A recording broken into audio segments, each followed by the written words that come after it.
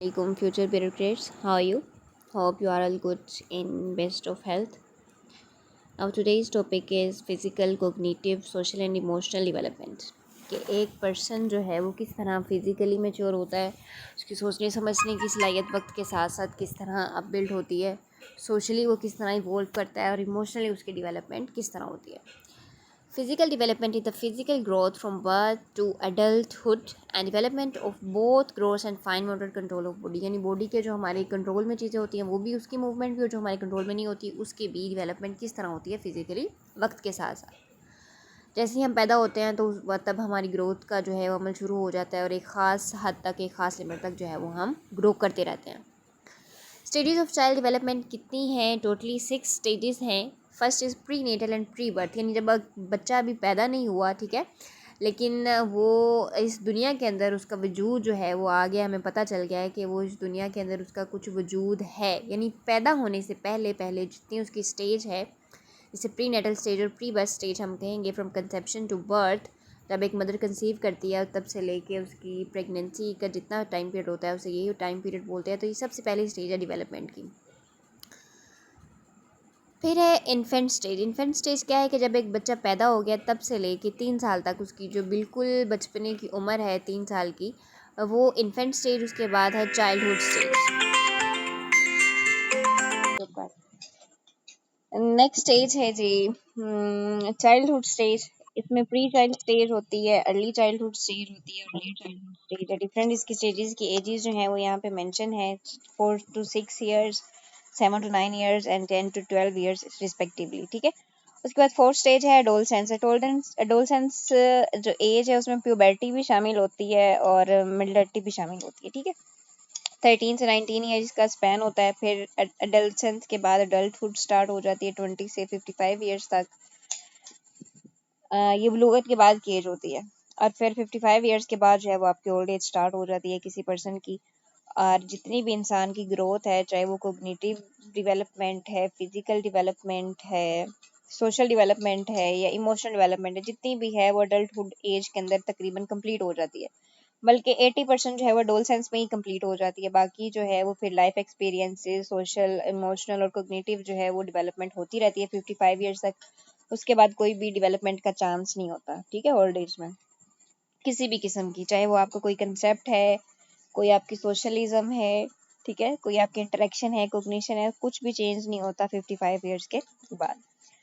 Developmental tree. एक scientist था UNICEF का इटालियन, उसने कहा 1919 में कि ये जो रिस्पेक्ट है ऑल राइट नेसेसरी की अचीव है, हारमोनियस होना चाहिए ग्रोथ ऑफ चाइल्ड. डिफरेंट इसने इसके रूट्स बताए, ट्रंक्स बताई, ब्रांचेस बताई. रूट्स में उसने कहा कि बेसिक नीड्स ऑफ चाइल्ड हमें पता होनी चाहिए कि किसी भी बच्चे की बुनियादी ज़रूरियात क्या हैं. सबसे पहले वो फुलफिल होनी चाहिए. उसके बाद उसका ट्रंक फुलफिल करने की कोशिश करनी चाहिए, जिसमें उसकी सोशल और इकोनॉमिकल डेवलपमेंट भी बहुत ज़रूरी है.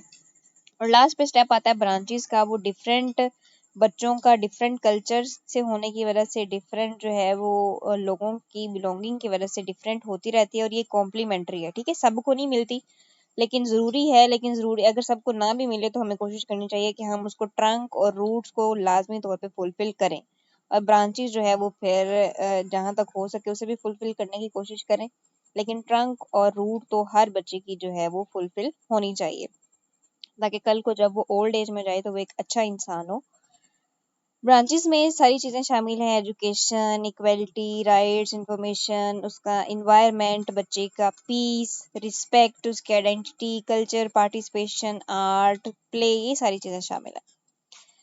फिर बात करें हम माइलस्टोन की, कि 1 मंथ का जो बच्चा है उसे किस चीज़ की ज़रूरत होती है. 2 महीने के, 3 महीने के बच्चे, ठीक है, कि फिर चौथे महीने का बच्चा क्या करता है, 5वें महीने का बच्चा क्या करता है, छठे महीने का बच्चा जैसे बैठना शुरू कर देता है. ये सारी इसकी स्टेप्स लिखे हुए हैं ग्रोथ के, कि बच्चा को किस किस उम्र में क्या क्या स्टेप शुरू करता है. क्रोलिंग कब करता है, बोलना कब शुरू करता है, खड़ा कब होता है, एक लफ्ज़ कब बोलना शुरू करता है, 2 लफ्ज़ कब बोलना शुरू करता है, फिर एक जुमले की तरफ वो कब आता है, फिर उसकी मेमोरी जो है वो कब स्टार्ट होती है, कब ख़त्म होती है, कब वो डांस कर सकता है बच्चा, कब क्लाइम करने के काबिल है, कब उसके डोलसेंस की स्टार्ट हुई. ये सारी अभी हम चीज़ें डिस्कस कर चुके हैं, इन्हें जस्ट आपने देख लेना है.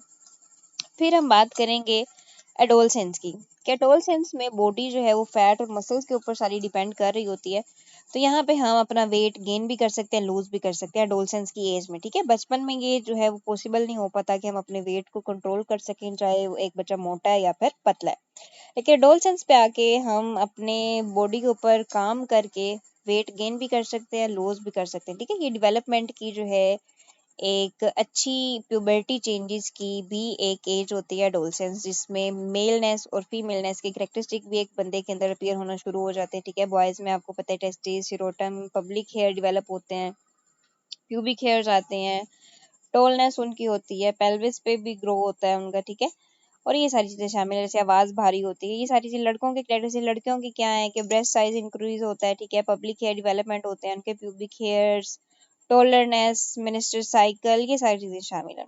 फैक्टर्स इन्फ्लुएंस फिजिकल इन्वायरमेंट कौन कौन से होते हैं? Love, sleep, rest, daily routine भी डिपेंड करती है किसी बंदे की उसकी ग्रोथ के ऊपर, कि वो उसकी डेली रूटीन क्या है, सोता कितना है, खाता कितना है, ठीक है। पीस उसके ऊपर कितना है, बैलेंस डाइट लेता है कि नहीं लेता, इन्वायरमेंट कैसा है, हेरिडिटी भी इस पे बहुत ज्यादा इन्वॉल्व होती है। सोशल डेवलपमेंट, एक साइंटिस्ट है एरिक्सन थ्योरी उसने दी कि एज, साइकोलॉजिकल टास्क और विजुअल डेवलप ये सारे साथ साथ बढ़ते रहते हैं। ये इसके भी स्टेप्स लिखे हुए हैं। फिर सोशल डेवलपमेंट हमारी रिलेट करती है ऑटिज्म के साथ।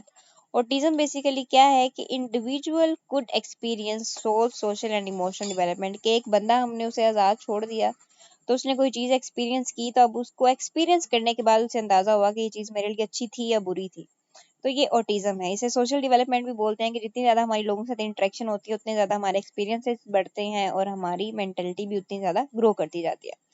स्कूल्स भी बहुत ज़्यादा रोल प्ले करते हैं सोशल डेवलपमेंट में, क्योंकि एक बच्चा जो है जितना टाइम घर पे गुजारता है उससे डबल ही तकरीबन स्कूल में गुजारता है, तो वो सारा उसके जो है वो सोशलिज्म के अंदर काउंट होता है। तो एक बच्चा जो है बहुत ज़्यादा सीखता है अपने स्कूल में, क्लासरूम में, अपने टीचर से, अपने पीयर्स के से, ठीक है। इसी से ही उसकी डेवलपमेंट होती है कि वो किस तरफ जा रहा है। कोग्निटिव डेवलपमेंट, पिगेट की थ्योरी बहुत इंपॉर्टेंट है, लेगा-वेस्ट्रोकी की, ये सारी हम डिटेल से पीछे सारी पढ़ चुके हैं, इसलिए दोबारा मैं यहाँ पे रिवाइज नहीं कर रही, इसे आपने देख लेना है, ये इसके अंदर भी शामिल है। अगर पेपर के अंदर क्वेश्चन आता है तो आप डिटेल से ये सारी चीजें लिखेंगे। इमोशनल डेवलपमेंट कैसे होती है कि fear, anger, jealousy, grief, curiosity, Joy, player, delight होता है। एक साइंटिस्ट है स्पिट्स, वो कहता है कि emotions are not present readymade from birth, like any other sector of the human personality, they have to develop. यानी वो कहता है कि इमोशन कोई भी बंदा पैदा होते ही लेकर अपने साथ नहीं आता, बल्कि वो अपने पर्सनैलिटी को देखते हुए, अपने इन्वायरमेंट को देखते हुए उसे डेवलप करता है। डिफरेंट स्टेजेस बताई उसने इमोशनल डेवलपमेंट की, के इन्फेंसी के अंदर हमारे इमोशंस कुछ और होते हैं, चाइल्डहुड में कुछ और होते हैं, एडोलसेंस में कुछ और अडल्टहुड में कुछ और। आपने देखा होगा कि एक बच्चा है वो बचपन में वो चीज पसंद नहीं करता, वो नहीं खाता, लेकिन आस्ते आस्ते वक्त के साथ जो है वो उसे पसंद होने लग जाती है, आहिस्ता आहिस्ता खाने लग जाता है। कैसे? क्योंकि उसके जो है वो चेंज हो रहे हैं, उसके मूड चेंज हो रहे हैं। ब्रिजिस चार्ट कहता है कि कियाम ब्रिजिस 1931 में उसने दिया, shows the scheme of emotional development in children, की किस तरह इमोशनल डेवलपमेंट होती है, इन्फेंसी में क्या चीजें इफेक्ट करती हैं, चाइल्डहुड में, एडोलसेंस में और अडल्टहुड में।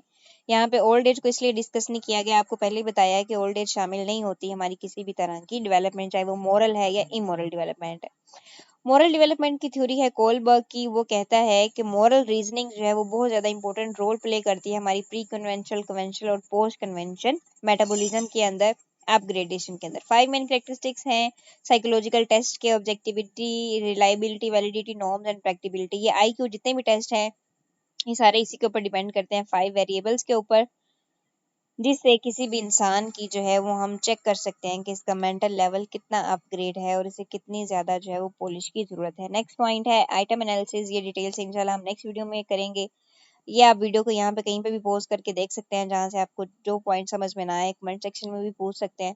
सो नेक्स्ट हम पॉइंट डिस्कस करेंगे टेस्ट एनालिसिस। तब तक के लिए अपना ख्याल रखें। अल्लाह हाफिज़।